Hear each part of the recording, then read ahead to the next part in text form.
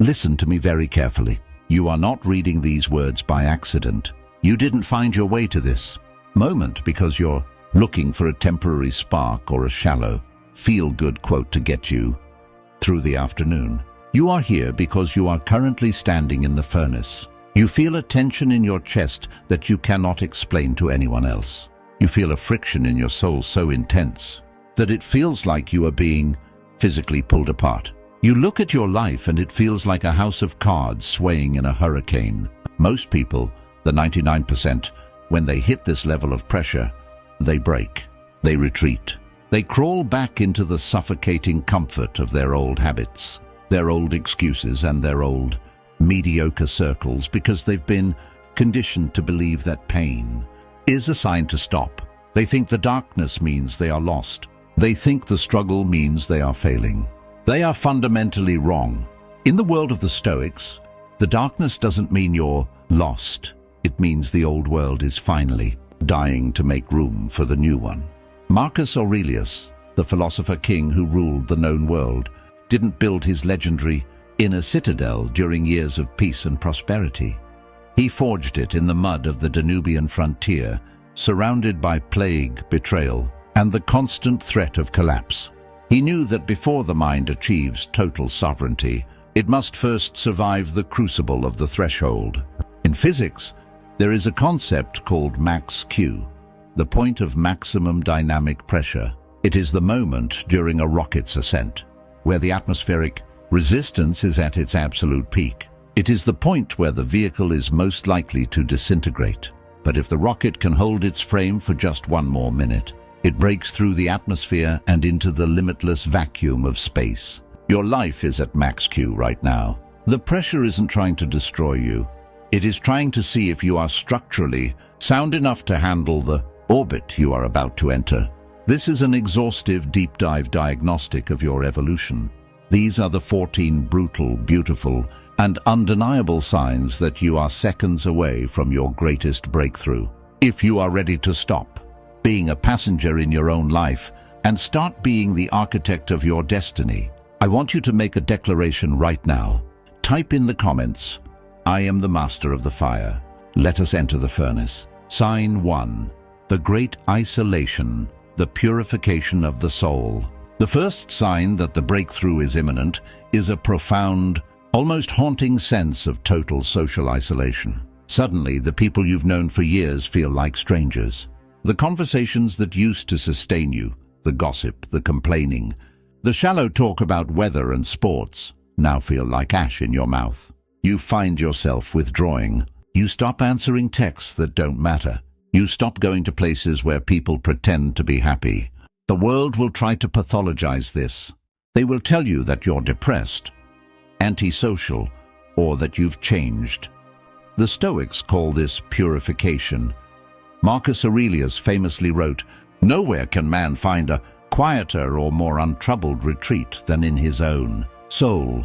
Before a massive breakthrough, the universe systematically removes your crutches. It takes away the shallow friends who only like the old you.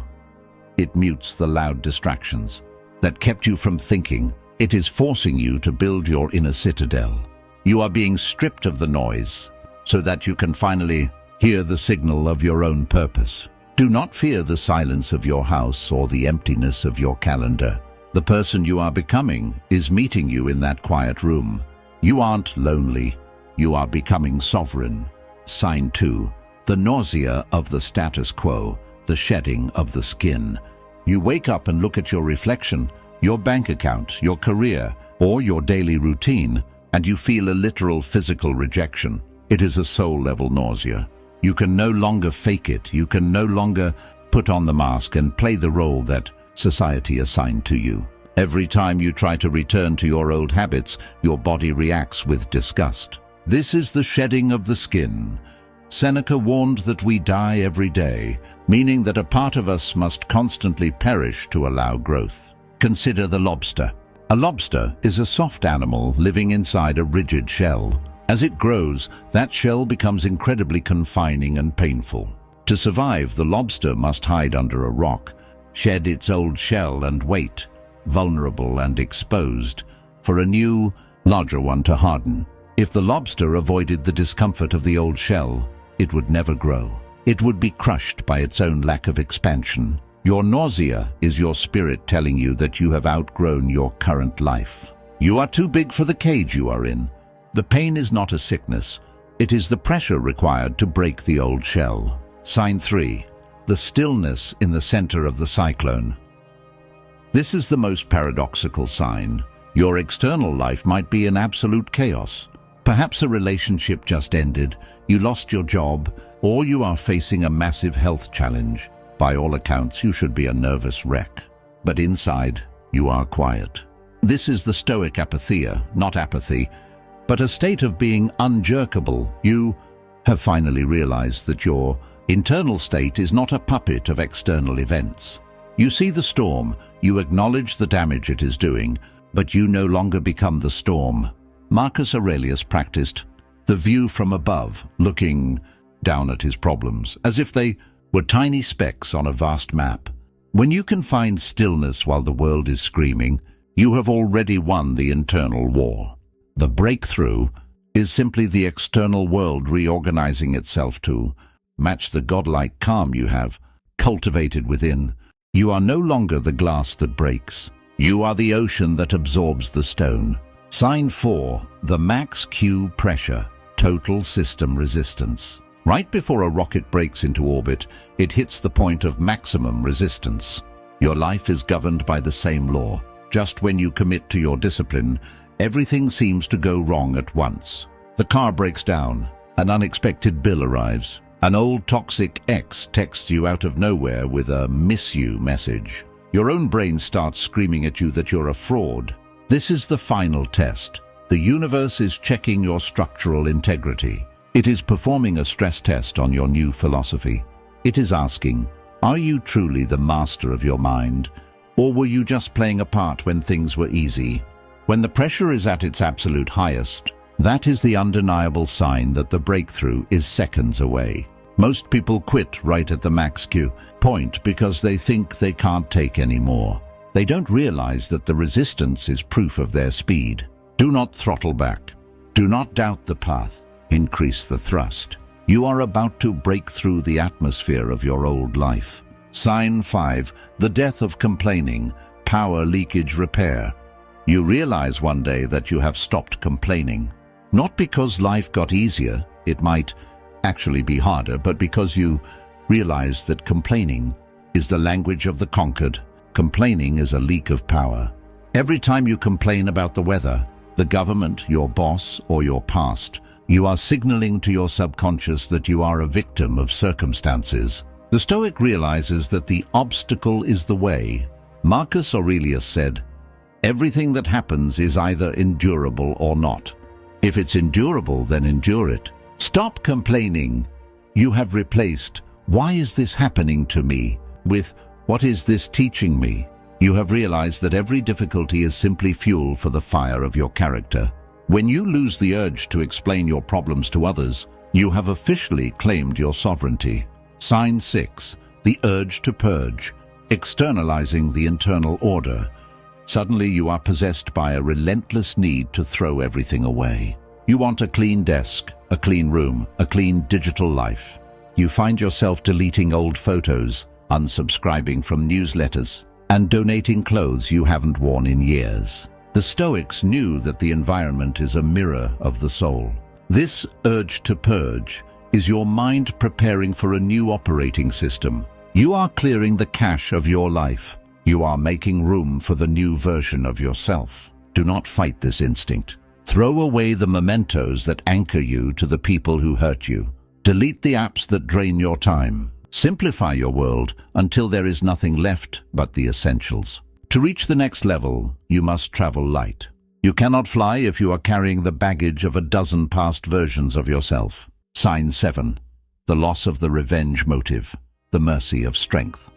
In the past, if someone betrayed you or lied to you, you spent hours fantasizing about their downfall. You wanted them to see how well you were doing. You wanted them to regret the day they crossed you. Now you simply do not care. The best revenge is to be unlike him who performed the injury, wrote Aurelius. You have reached a level of psychological maturity where you realize that their betrayal was a reflection of their limitations, not yours. You no longer need them to see your success because your success is no longer a performance for their benefit. You have moved so far beyond them that they are no longer even a character in your story. This loss of malice is a sign that your ego has finally been tamed. Sign 8. The discipline of the gates, the mental bouncer. You have become a ruthless, uncompromising bouncer at the door of your own mind. You treat your eyes and ears like high-security gates. You stop watching the outrage news. You stop engaging in the drama of people who refuse to help themselves. You protect your peace as if it were the most valuable currency on earth, because it is. Epictetus taught that we must guard our ascent with our lives. You no longer let every hobo, thought, or victim narrative sit on your couch and trash your mental apartment. You audit every emotion. If a thought doesn't serve the mission, it doesn't get past the gate. You are finally acting like the emperor of your own consciousness, realizing that what you consume is who you become. Sign 9. The collapse of the future, radical presence.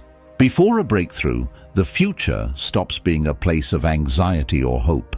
You stop living in one day. You stop waiting for the weekend. You stop waiting for the big break so you can finally start being happy. You have become radically present. You are focused entirely on the work in front of you, the workout you are in the middle of, and the breath in your lungs. You have realized that the future is just a mental simulation and the past is a graveyard. The now is the only place where power exists. By mastering this specific second, you have mastered your entire existence. This is the great Stoic paradox. When you stop obsessively chasing the breakthrough, you finally become the kind of person that the breakthrough can actually find. Sign 10. Sensory refinement, the purity of the palate. The junk of the world no longer tastes good to you. Loud, shallow, aggressive music feels like nails on a chalkboard. Processed, sugary food feels like literal poison in your veins. Mindless scrolling through short-form video feels like a theft of your soul. Your dopamine receptors are resetting. Your brain is healing from the overstimulation of modern society. You are beginning to find a profound, high-level joy in the simple, the warmth of the sun, the texture of a book, the clarity of a difficult task, the silence of a morning. You are being tuned to a higher frequency.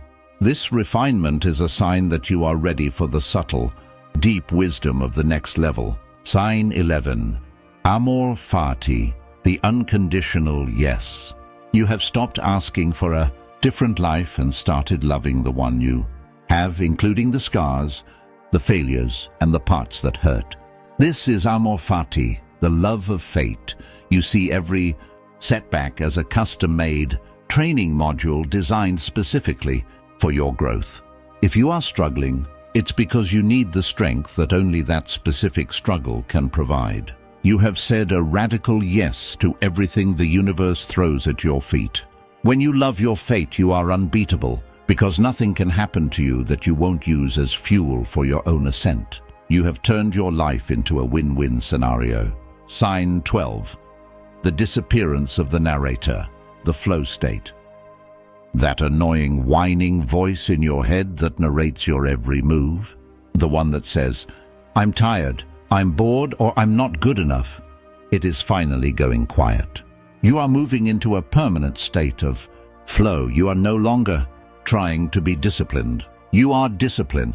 You are no longer trying to be stoic. You are just living according to the laws of nature.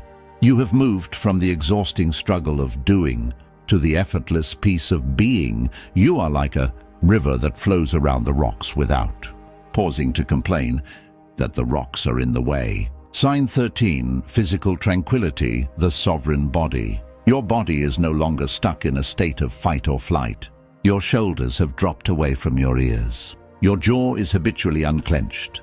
Your gaze is steady and focused, not darting around looking for threats. Even though you are working harder than you ever have, your nervous system is at peace. You have proven to your biology that you are the master of the environment. You carry yourself with the physical weight of a person who knows exactly where they are going. You have emperor energy, a calm, grounded presence that commands respect without saying a single word. Sign 14, the will to endure, the heroic defiance. The final sign is the arrival of a quiet, cold, and utterly unbreakable will. This is the stage where the loud motivation of the past, the shouting, the aggressive goal-setting, the desperate need to prove your doubters wrong, finally evaporates. It is replaced by a terrifyingly calm resolve. You look at the monumental challenge ahead of you, the war that stands between you and your breakthrough, and your prayer changes. You no longer ask for the burden to be lightened. You no longer wish for the storm to pass or for the people involved to be kinder. Instead, you ask for your back to be stronger. You ask for your mind to be sharper. You ask for the fire to be hotter, so that the steel of your character can finally be tempered into something that cannot be broken. The invincible soul. In the final pages of his Meditations, Marcus Aurelius did not write about the comforts of the palace or the joy of his accomplishments. He wrote about departure. He wrote about the readiness of the soul to leave the old world behind, to step away from the familiar, and to walk into the unknown without looking back to see who is watching. He spoke of the invincible soul, the part of you that cannot be touched by fire, steel, or the opinions of men. When you reach this stage, you possess what the Stoics called constantia, the ability to maintain your chosen path regardless of whether the external world provides applause or obstacles. You have moved beyond the need for inspiration. You have become your own source of light. The anatomy of the quiet fire. There is a specific physical and psychological marker for this sign, the quiet fire in your eyes. This is the gaze of a person who has already decided the outcome in their mind long before the physical battle has ended. You no longer feel the need to post motivational quotes on social media to convince yourself you're working.